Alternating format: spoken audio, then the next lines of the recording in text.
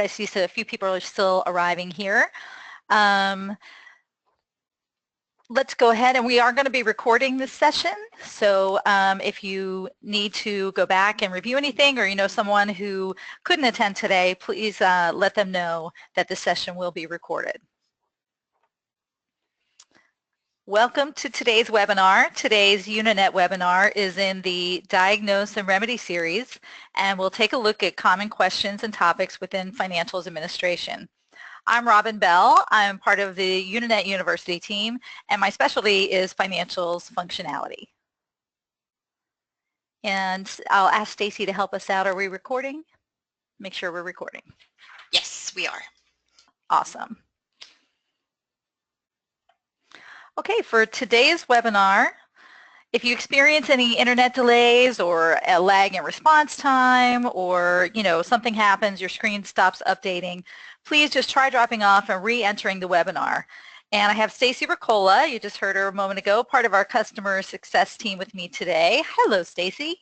Hello, Robin. Thanks for having me. Welcome, everyone. Thanks for being here to help us out. It's great to have Stacy here with us today. She's going to be responding to your questions on the webinar questions box to the right of your screen. So if you have questions come up as we go throughout the topics today, we'll go ahead and put those in the questions box, and we'll review those at the end of the webinar. So now I know sometimes these webinars are tough because there's like this disembodied voice on the computer or on the phone. So we thought we would introduce you to our facilitators by showing a picture. So this is me, Robin Bell, and there's Stacy Ricola from our customer success team. Stacy, we kind of look kind of awesome, don't we? Oh, yes.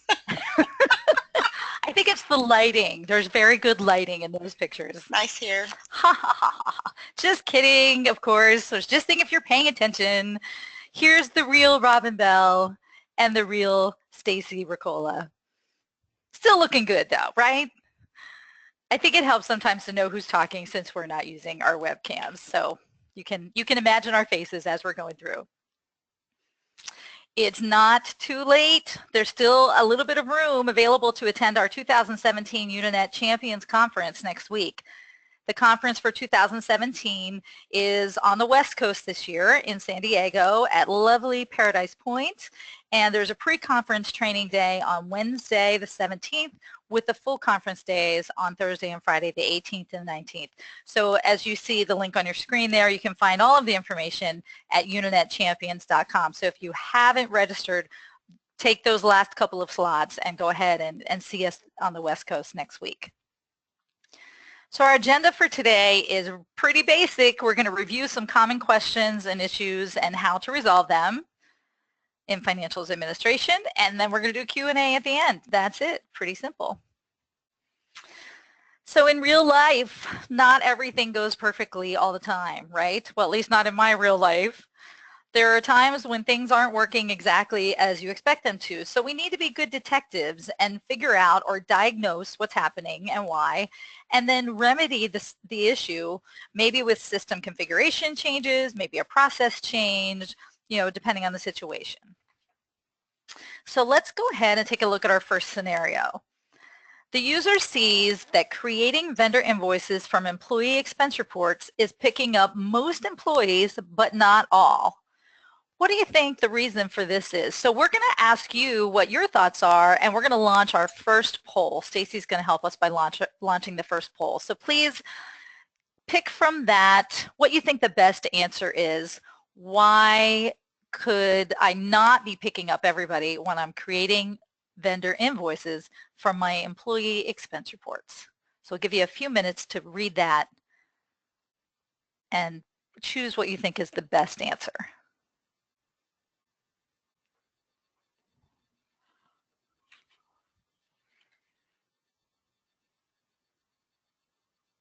Great. Keep voting. If you haven't voted, we'll give you a few more minutes. Take your time. Read through those.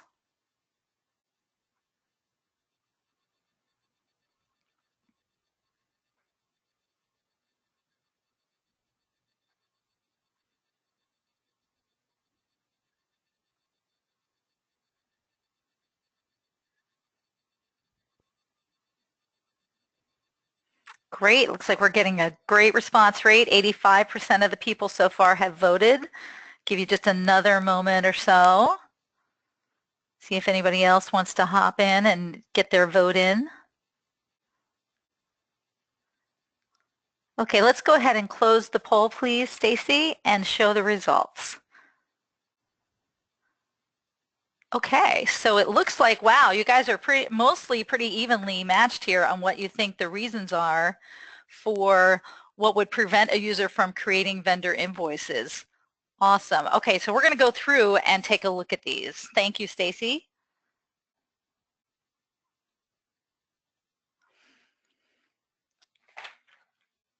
So one of the correct answers here is A. The payment method is not reimbursable for the entire expense report. That makes sense, right? Since if we're not going to be paying or reimbursing the employee, so if a non-reimbursable payment method was used on the whole expense report, it's not going to come through to be reimbursed to the employee. So great job for those of you who picked answer A. Answer C is also a big one that people forget about many times. So if you plan to reimburse employees out of Uninet, you must have a vendor organization set up for each employee. So let's take a look at an example of that. You can see here we have a vendor organization set up for George Washington, and that includes a vendor profile. The vendor profile is the really critical part here because that's what makes a vendor a vendor. So we have both of those things for George, so far so good. But the missing link in this case, on George's person record, we have not associated the vendor organization on his person profile. And so that means we're not going to be able to create a vendor invoice for his expense report until that's fixed. As soon as you fix that, it's going to pop right up and you'll be able to create that vendor invoice. So that's a really common reason that people forget about, is forgetting to associate the vendor organization with the person record. D is also definitely a factor. If the expense report is still in an editable status, we don't want to create a vendor invoice for it, right? Because it can still be changed. So it must be in locked or extracted status in order to create a vendor invoice. So just a note on the other two, just a note on the other two selections. Answer B, the expense report cost post has not been completed. It doesn't have to be completed before creating vendor invoices, but you really should have a process in place to make sure that occurs at some point. Otherwise, your entries in the general ledger are going to be very lopsided. But the system will not prevent you from creating those vendor invoices if the expense report cost post hasn't yet been completed. And E, there's no property setting. I just threw that one in there to just test you guys a little bit. I'm like that. All right, let's move on to our next scenario. So you might encounter this error as you're going about your monthly activities. I'm trying to post billing revenue, but I'm receiving an invalid legal entity error. Why could that be happening? Let's take a look. Stacy, if you could please launch our second poll and see what you think could be the reasons why we would get an invalid legal entity error when we're trying to post billing and revenue.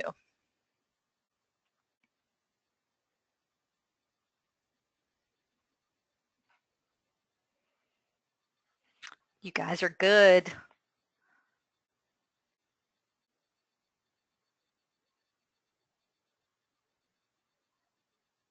Take your time, read through the selections.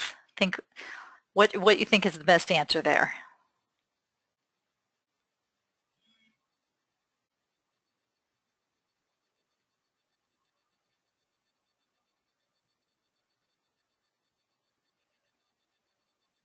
And we'll give you just another moment to complete your selections here.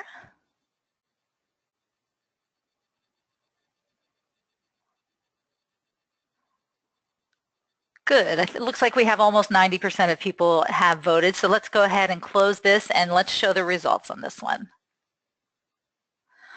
All right. Oh, you guys are so good. A, B, and C, with almost everybody saying it was C, which is both answers A and B. So if you picked A or B, you are correct. But the real answer is really answer C, which is both A and B. So let's talk about why that is. When you're using financial organizations, the system is enforcing certain business rules around financial organizations and legal entities for your transactions. So as you can see the screenshot here, you can find these in the system properties under your financials menu under the general menu item. So one of these rules, I think is the third bullet down there, says that the customer and the project owning organization must be associated with the same legal entity. So let's take a look at that. So for instance, if we're trying to bill for the space station project, this has an owning org of the IT PMO. Okay, so we can see that the IT PMO organization is a subdivision of the legal entity MICO. So in order to process customer transactions, the customer profile must also be associated with MICO, or in this case, with all legal entities, as you can see the bottom screenshot there. So customer 2 is associated with all legal entities, so we won't be getting any errors on those transactions. If the customer profile is missing completely, meaning no legal entity has been associated with the customer, then of course the system's going to provide the error message because it's enforcing that legal entity logic. Okay, how about this next one? I'm trying to make sure my AP and AR aging reports reconcile to the general ledger. Is there an easy way to do this? Let's launch poll number 3. And do you reconcile?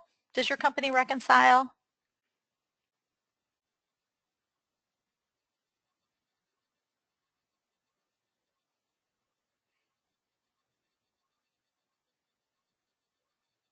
Hopefully we don't see too many answer C's, but it's okay.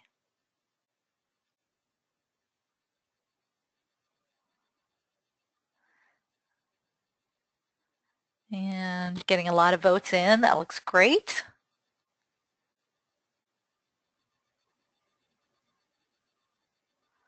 Give me just another little bit to answer this particular question.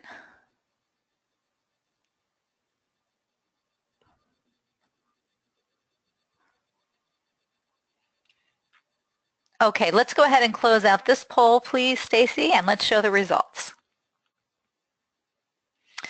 Great. So who has time for reconciliations? Not everybody, unfortunately.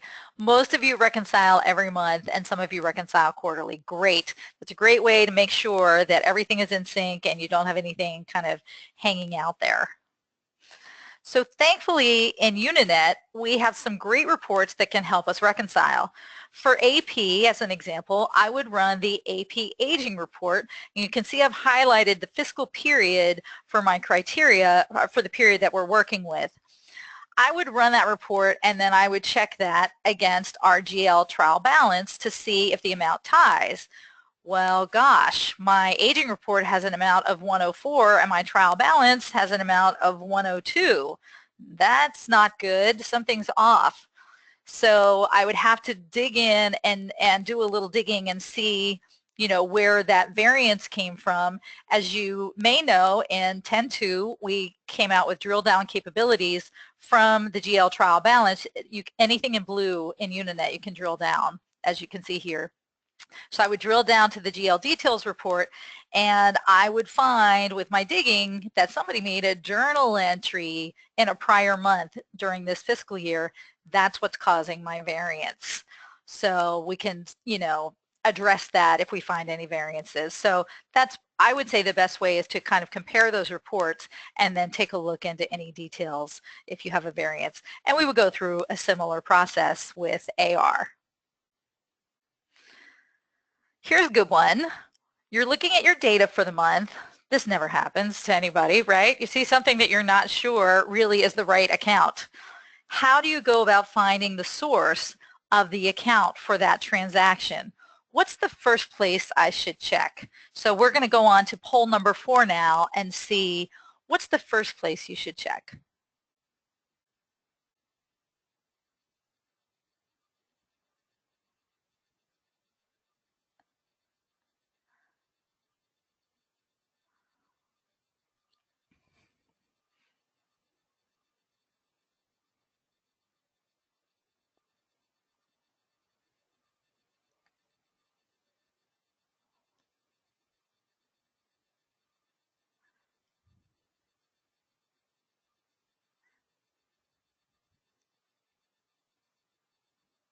You guys are so good.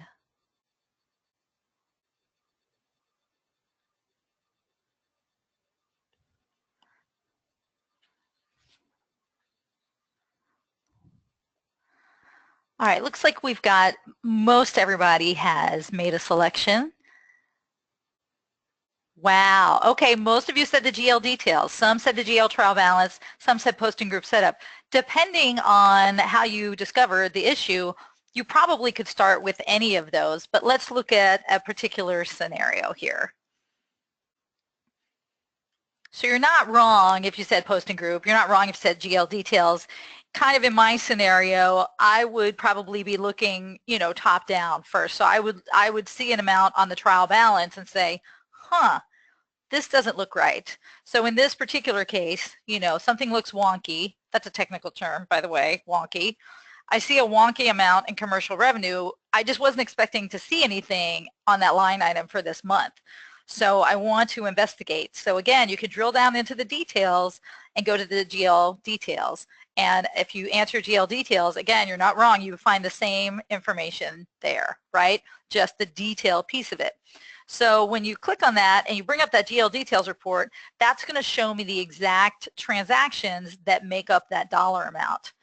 So the important thing here is the document type. You see that both of these are a BR document type, and that means it was posted as part of the billing and revenue post. And if I know the document type, I know where the transaction came from. Where did it originate from? In this case, billing and revenue post. So I can go back to my posting group setup, check that account category, see what the source of account is. And of course, we can also find the organization if we need to.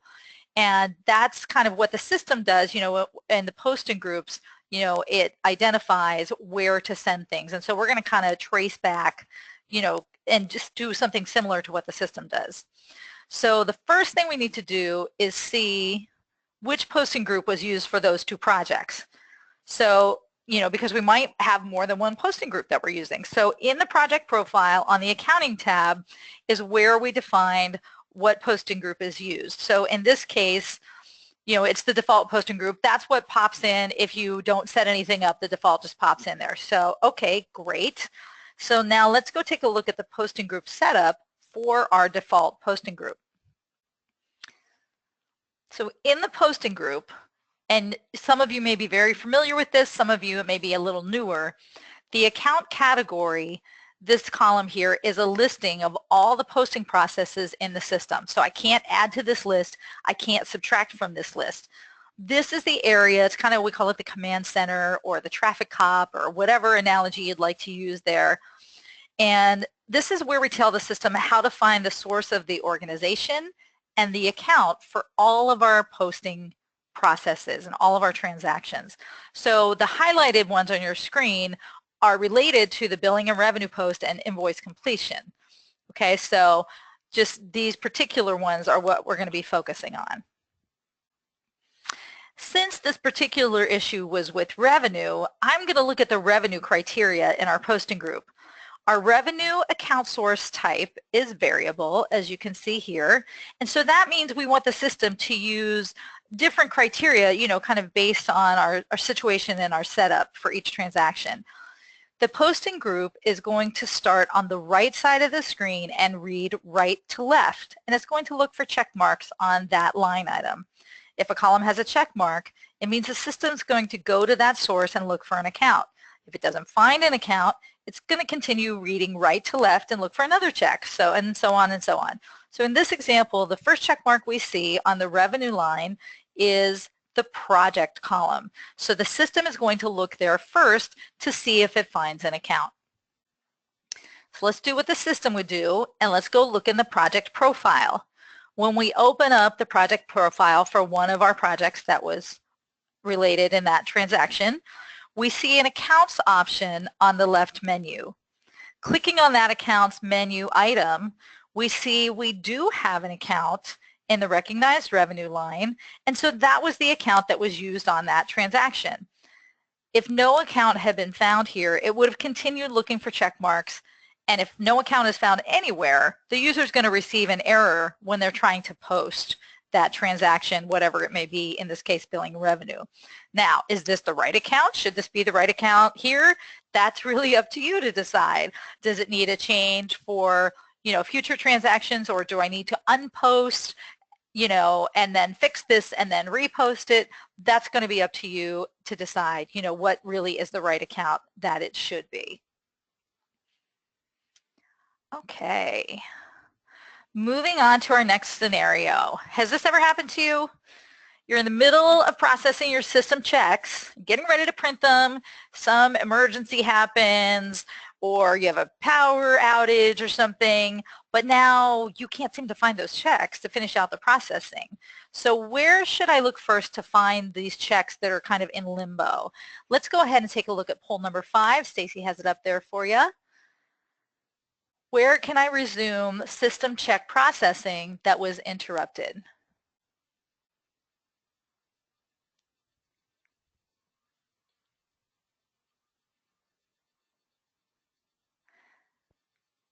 And getting lots of votes in. Good.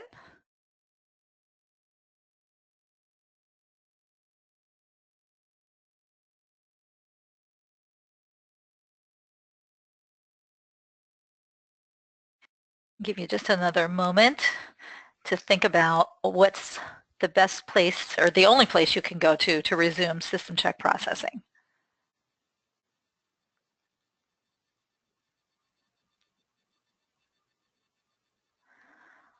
All right, looks like we've got almost 80%, over 80% of us have voted. So let's go ahead and see the results there. All right, kind of evenly split there. 28% it looks like, 40 and 30, and then 2 not possible to resume. So let's see what the real answer is. If you answered check print history, you are correct. Now you can find the checks or the payments by looking up vendor payments with an in-use status within your date range, and you'll see that it has printing in the check printed column, but you can't actually, finish printing them from here. You're going to have to go to check print history. So that's on your accounts payable menu on your financials dashboard, and your check print history using your date criteria. And you also have an option here to show uncompleted check generation processes only. If you just don't want a whole big list, you just want to see the ones that are undone. This is also something good to add to your monthly close checklist, is just run this and make sure that, for the current month, and make sure that there's nothing hanging out there that somebody forgot about. So when you pull up that list, you would click on the green check mark, and that's going to take you to complete your check generation process. It's going to bring you back to that review screen where you can click the PDF, review that, and then tell the system, yes, everything is good. No, everything is bad, void it all, or everything is good except for this one. I didn't notice something earlier. I just want to void that one. And then you would hit that complete check generation button at the bottom. So that's where you go back to resume your check processing, is check print history. All right, next one. I have a new cost element, but it's not showing up on my reports. I added it to the cost structure, but why isn't it showing up on my reports? Let's take a look at poll number 6. Where should I look to determine why this cost element isn't showing up on the cost report? Is it the cost structure, the cost element, or cost report setup?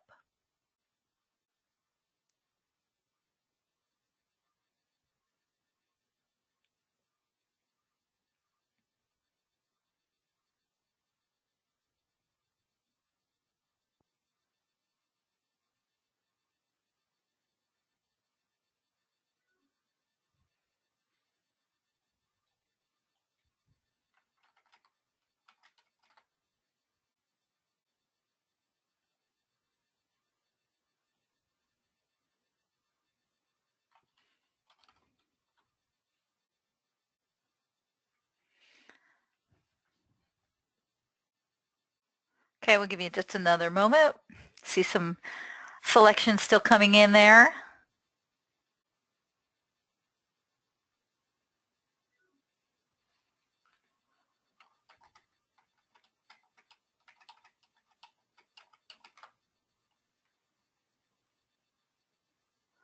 All right, let's go ahead and show the results. And again, we're kind of split, maybe not quite so evenly split, but let's take a look at what we need to do to make sure our new cost element is showing up on our cost reports.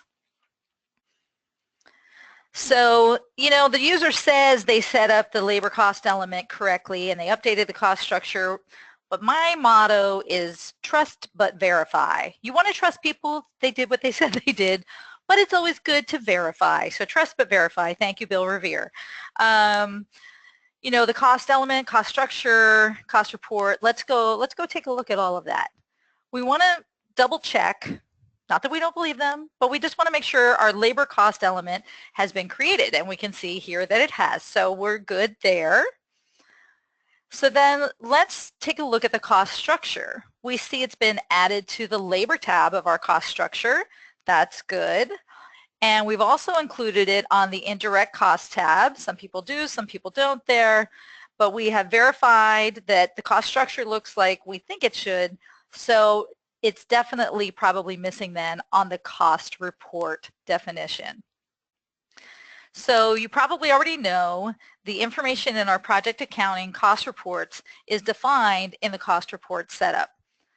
So let's look at an example. If I run the project cost summary, very popular report, with a delivered format of default JSR, you can see I have the direct labor line there, and the things included in that direct labor line come from what we've defined in that default JSR format.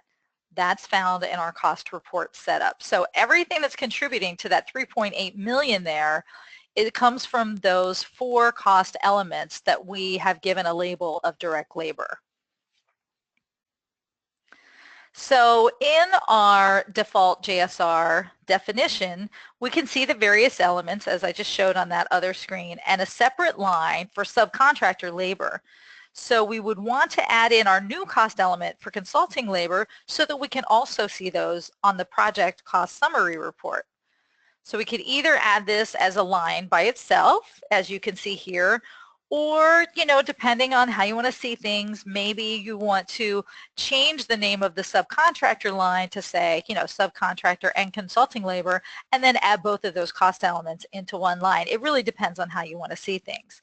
So the reason that we couldn't see the cost element on your reports is because we have forgotten to add it into the report definition. So if you have other reports as well that you want to see consulting labor, you would need to go update the definition for those reports also. All right. I think we have time for another scenario. I want to leave plenty of time for questions here today. So remember how earlier we had that reconciliation from our AP liability account and the AP aging, and we found a difference and somebody had booked a journal entry. What do you think we can do to prevent this from happening in the future? So let's launch our last poll, number 7, and tell me what you think, what account profile setup changes need to be made to allow only system transactions to post to an account. And we give you some time to think about that one.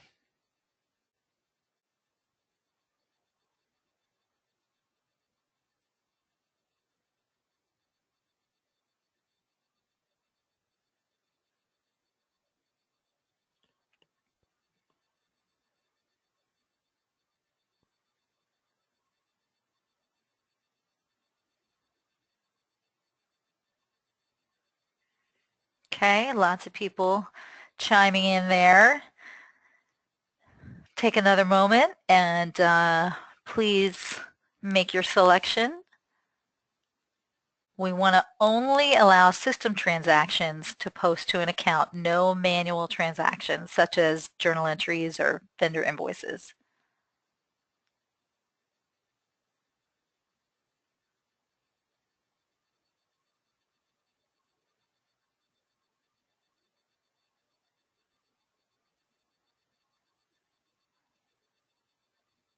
And we still have plenty of people making their selections, so we'll give you just another moment.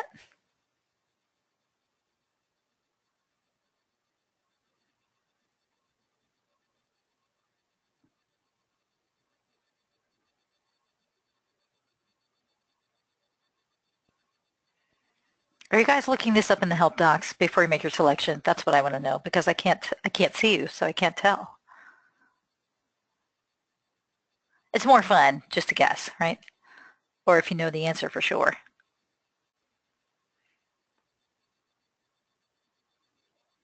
Okay, still have a few votes coming in. Keep on going.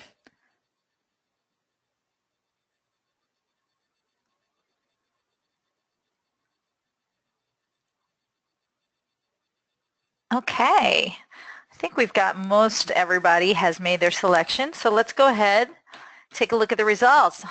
You guys are really good. Again, we've got a good chunk of you think A, think B, and think C. So let's take a look in the system. Thank you so much, Stacy.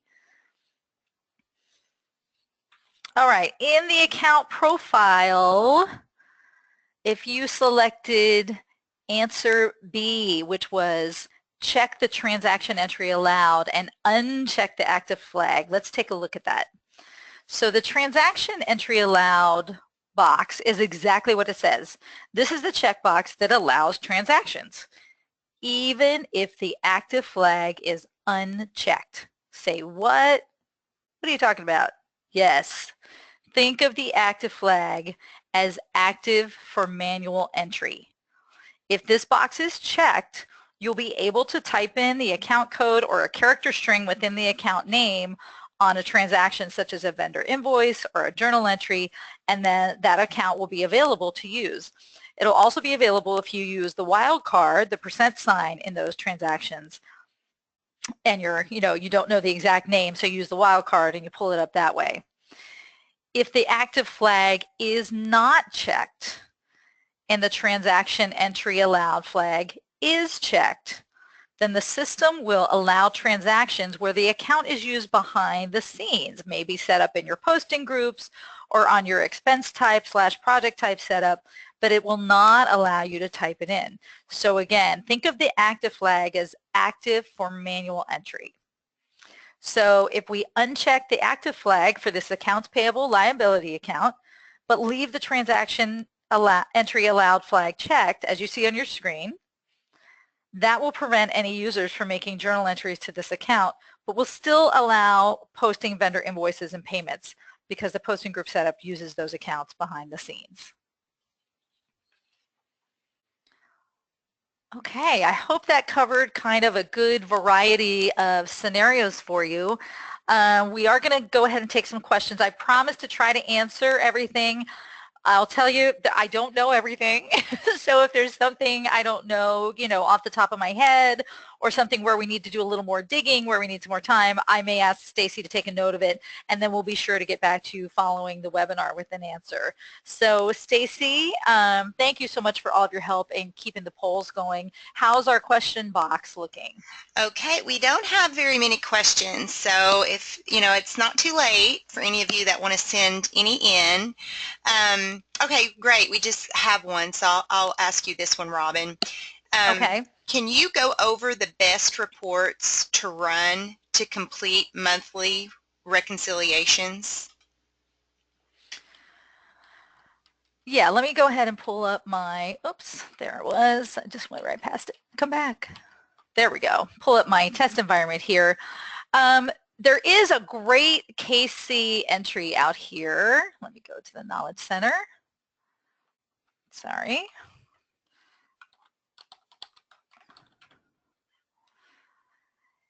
And we do have I'm not sure exactly if it says monthly close or financials close. Let's do month and close. There we go. Procedures for financials end of month. So there's a great Knowledge Center entry out here that goes into kind of all of these details for the various things, that we recommend that you take a look at. From my perspective, your trial balance and your details are, of course, the best things. Reconcile those with your aging. You're going to probably want to make sure that your billing and revenue summary ties out, also, with your income statement, all of those kinds of things. But you can definitely find all of those in this casing entry. This is a great kind of cheat sheet. Okay. Hopefully that answered your question. Thank you. Okay, they're rolling in now, so this is good.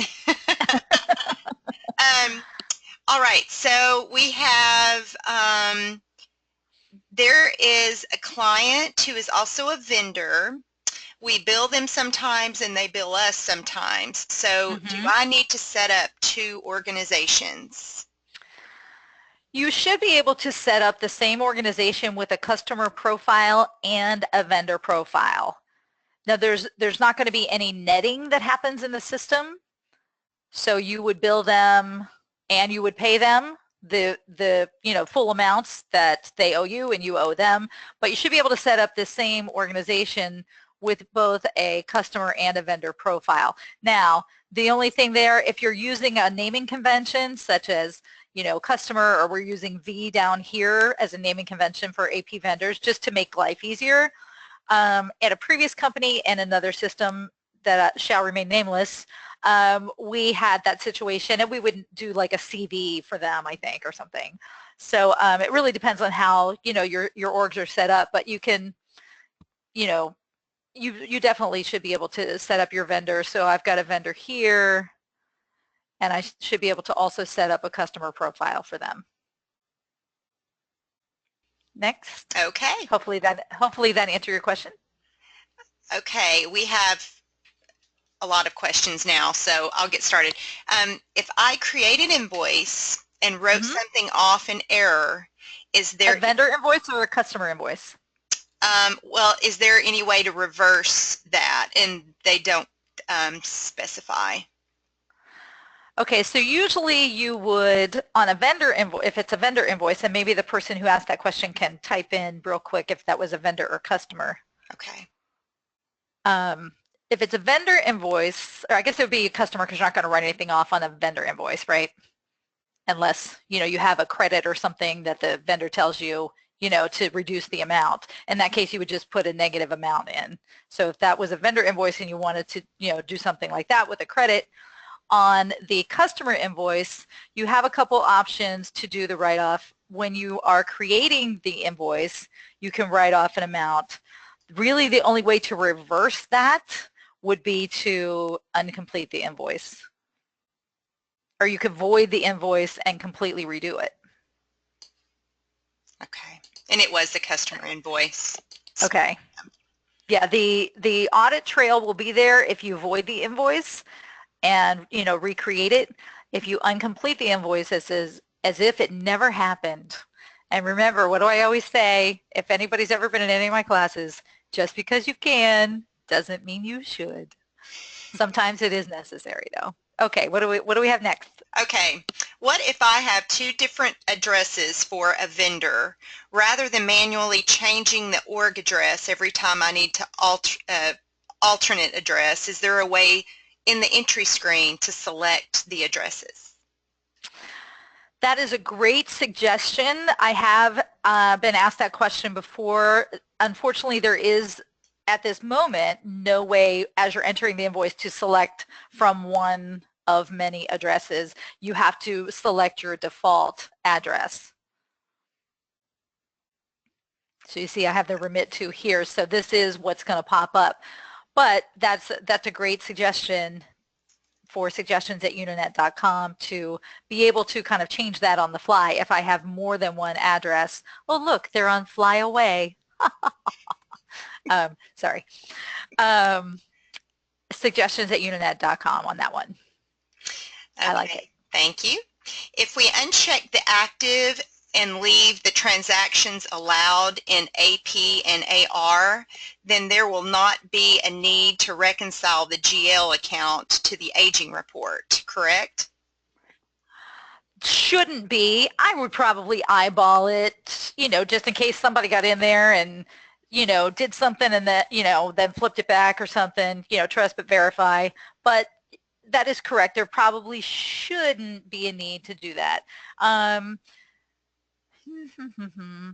to think if there's a case when anything else could get in there that you didn't want to get in there. Just if somebody used it erroneously behind the scenes, if they entered it by mistake on the expense type setup or something like that, which is probably highly unlikely, But yeah, I would still eyeball it, but you should be okay there, yes.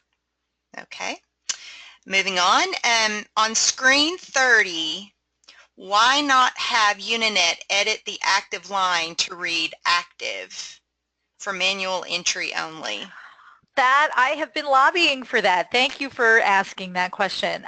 Please send that into suggestions@uninet.com because I think, to me, the active means like I should be able to use it or I shouldn't, right? That's what it normally means. Here, it behaves a little bit differently and it's active for manual entry. So definitely send that one to suggestions. I've been also lobbying for that. Thank you. Okay. Why doesn't the expense cost post automatically create the vendor invoice instead of it being a two-step process? Well, because not everybody pays invoices or pays their expense reports out of Uninet. Some folks actually pay it out of their payroll system, and they don't create vendor invoices. Now, would it be maybe nice to have a property setting to say automatically create? Sure, that's a great suggestion. I like it. But that's why, because not everybody does that. Okay. Here we go. With respect to restricting manual postings to certain GL accounts, when you uncheck the active box, how can I display a list of all the active accounts in the system?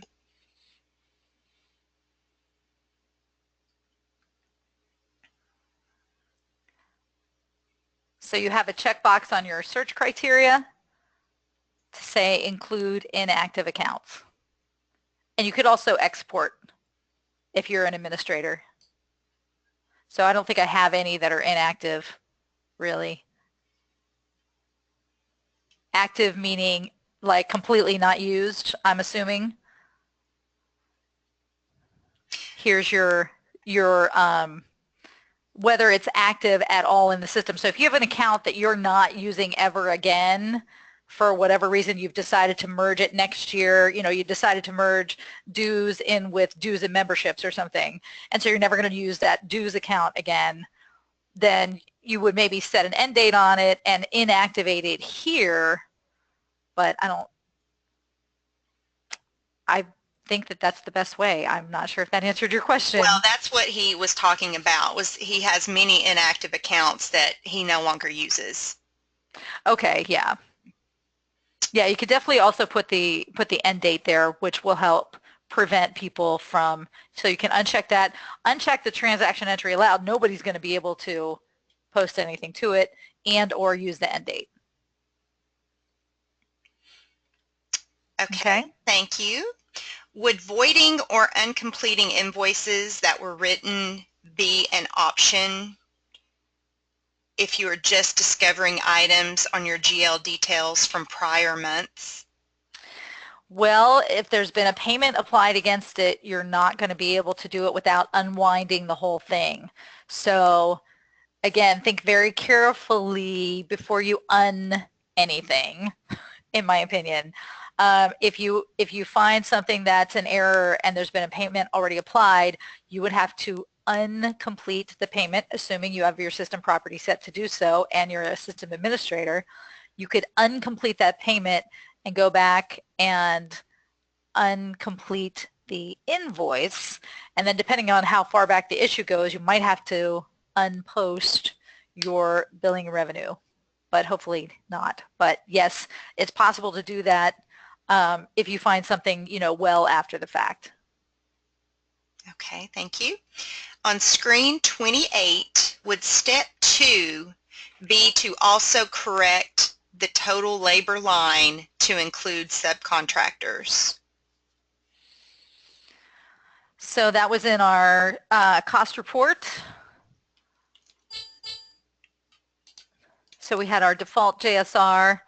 So yeah, so if you added in it really depends on how you want to see it, honestly. So I could add in on this one, I could change the name of this and say, and consulting, right, labor, and then I could add in my consulting labor here, right?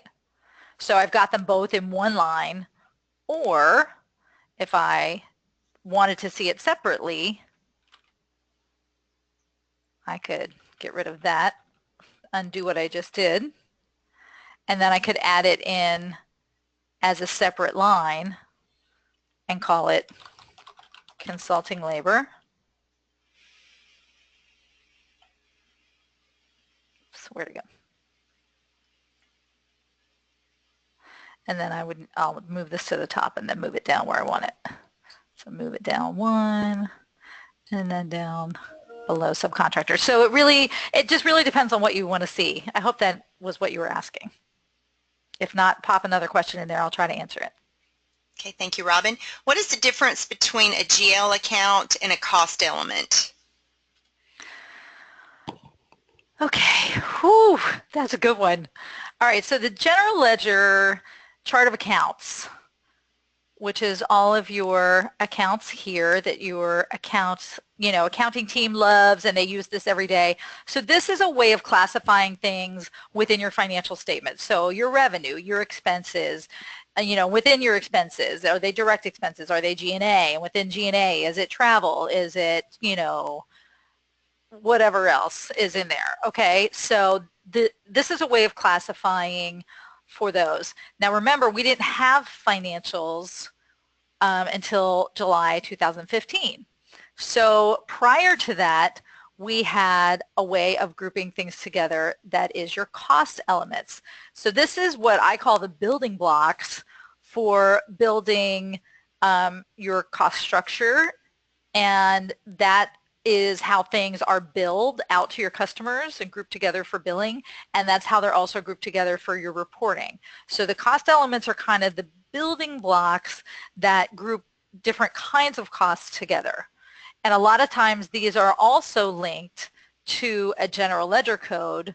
For instance, on labor, you could say this is subcontractor labor as a direct cost.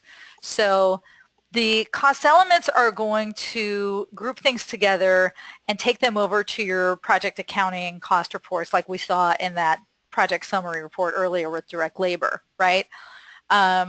But they also can be linked to the general ledger to send, specific groupings to specific general ledger accounts. And you're pretty much only going to see direct cost elements on your reports, and then your indirects you'll see as a percentage because we're applying a burden. I don't know if I'm getting too deep into there. We can maybe send out the Keystone video link for the concepts on that one. Okay. I hope that helped. All right. Earlier we talked about the common or the labor total. Mm-hmm. That's what he was talking about on screen 28. So the original question was to be able to correct the total labor line to include subcontractors. Right. And he's still missing, it's still missing from labor total.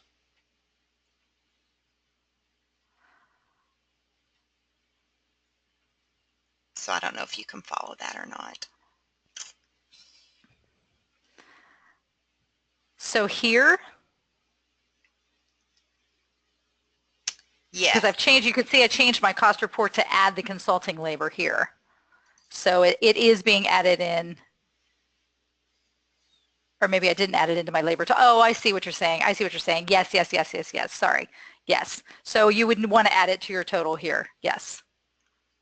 So I would do a plus report. Thank you. Consulting labor. That's what you meant, I'm sure. Yes. Yes. Thank you. Thank you, whoever that was. And one more. Okay, sure. So they have tried uncompleting payments and tried to uncomplete the invoice, but the system is not allowing the invoice to be incompleted. Any suggestions? Are you able to type into the questions box what error you're getting, or are you getting an error? What's it saying? Yeah, let me see if she responds. If not, we can just discuss this. Yeah, we can follow up on that one. Yeah, we can do Yeah. it offline. That's all the questions that we have. We just had someone ask about Champions Conference and whether or not, if they're a new user of Uninet, if it would apply to them to attend the conference. Absolutely. Oh my gosh, you can get so much information in all of the sessions, but also talking with other folks who are, using the system, have been using the system for years, but maybe who are also new users.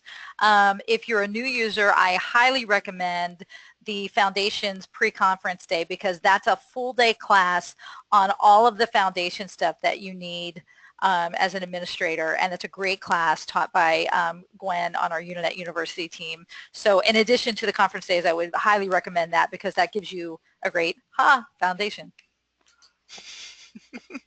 Yes, so much good information. If for that person who asked that question and any other folks on the call, if you're not attending the conference and you're still kind of thinking about it, I know it's getting late in the game to, book flights or whatever, but it really is an amazing use of your time. I come away every year, and I've worked for Uninet for 2.5 years now, and I was a previous customer of Uninet. I come away every year just feeling so energized, more energized than usual if that's possible, and just really learning so much from talking to people and engaging in conversation and attending the sessions. It's phenomenal. That is it, Robin. No other That's questions. it. That's great. Okay, well, let me go back to we just have a few final closeout slides here. Just a plug for our Uninet University courses at our new location in Dulles, Virginia, right across kind of from where we used to be, but a great new space there. But we have sessions come up in July and October, and also, I believe, December this year. And you can find those on the uninet.com website. Click on services. If you have any technical questions, please reach out to support@uninet.com, or you have the number there, also available on the website. And of course, we are going to take this recorded webinar, and we will have the presentation available also in the Knowledge Center within the next week or so. But any questions you have, send to csm@uninet.com. And I want to thank Stacy for all of her help today, and thank all of you for taking the time. Thank you so much for joining us. And if you think of anything else, I'm rbell@uninet.com, or reach out to your CSM customer success manager, or the email address there, csm@uninet.com, and we'll be sure to get back to you with any answers to your questions. That's it. Thanks, Stacy. Thank you, Robin. Great job. Thanks, everyone. Have a great day.